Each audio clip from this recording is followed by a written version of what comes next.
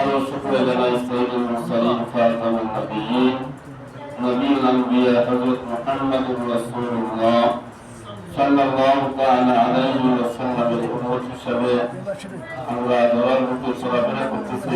সবাইকে সকলে বলেন আলহামদুলিল্লাহ। ইসলামিক ফাউন্ডেশন থেকে যে খুতবা দিয়েছেন খুতবার মধ্যে আছে আমাদের সত্য সৎ পথে থাকার বিষয়ে বা সত্য কথা বলার বিষয়ে। আল্লাহ পাক রব্বুল আলামিন বলেন as-সাদিকুল মাসদুক, নবী পাক সাল্লাল্লাহু আলাইহি ওয়াসাল্লাম ইরশাদ করেন সত্যবাদী ছিলেন, তার জীবনে কখনো সত্যকে গোপন করেন নাই। মহাসত্যের লালনকারী ব্যক্তিকে আল্লাহ পাক রব্বুল আলামিন সিদ্দিক হিসেবে আখ্যায়িত করেছেন। যিনার নাম সিদ্দিক, ওনাকে বলা হয় হযরত সাইয়্যিদিনা আবু বকর সিদ্দিক রাদিয়াল্লাহু তাআলা আনহু। সুবহানাল্লাহ। আম্মা জান আয়েশা সিদ্দিকা রাদিয়াল্লাহু তাআলা আনহা নবী পাকের সাথে নবী পাককে বললেন, ইয়া রাসূলুল্লাহ, ইয়া হাবিবাল্লাহ, পৃথিবীর মধ্যে আমল বেশি কার? পৃথিবীর মধ্যে বেশি আমল কার? নবী পাকের সাথে নিয়ে আয়েশা পৃথিবীর মধ্যে হযরত সাইয়্যিদনা ফারুক আযম হযরত ওমর ফারুক রাদিয়াল্লাহু তাআলা আনহু ইবাদত বা আমল বেশি। হযরত আম্মা জান আয়েশা সিদ্দিকা রাদিয়াল্লাহু তাআলা আনহা একটু মনের মধ্যে কিছুটা ভাবান্বিত হলেন। ভাবান্বিত হওয়ার পরে নবীর সাথে আয়েশা, তুমি হযরত ওমর ফারুকের কথা শোনার পরে তোমার মনটা অনেক খারাপ হয়ে গেল। তুমি একটা কথা জেনে রাখো, হযরত আবু বকর সিদ্দিক রাদিয়াল্লাহু তাআলা আনহু, ওনাকে কেন সিদ্দিক বলা হয়, ওনাকে কেন সত্যবাদী বলা হয়? আল্লাহও সত্যবাদী, সিদ্দিকও সত্যবাদী।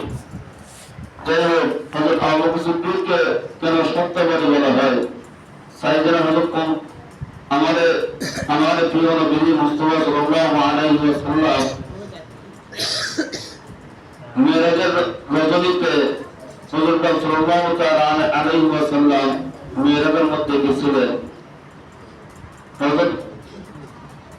হযরত আবু বকর সিদ্দিক সর্বপ্রথম মিরাজের কথা স্বীকার করেছেন যে নবীজি যে কথা বলেছেন তাই সত্য কথা বলছেন। তখন থেকে হযরত আবু বকর সিদ্দিককে সিদ্দিক উপাধি দেওয়া হয়েছে। সুবহানাল্লাহ। এজন্যই বলছেন as-সাদিকুল মাসদুক, যে ব্যক্তি সত্যবাদী সে তার নামে সিদ্দিক বলে আখ্যায়িত করেছেন।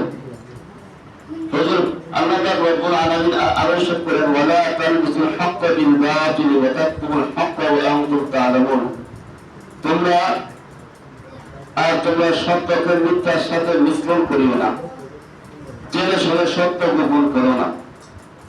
আমাদের আল্লাহ পাক রব্বুল আলামিন দুনিয়ার সমস্ত ক্ষেত্রে দৈনন্দিন চলাফেরা করতে গেলে দৈনন্দিন হাঁটা চলা বাজার আছে, আমাদের হাট বাজার আছে, কাজকর্ম আছে, সমস্ত কাজগুলো করতে গেলে আমরা যেন সদা সর্বদাই সত্য কথা বলি।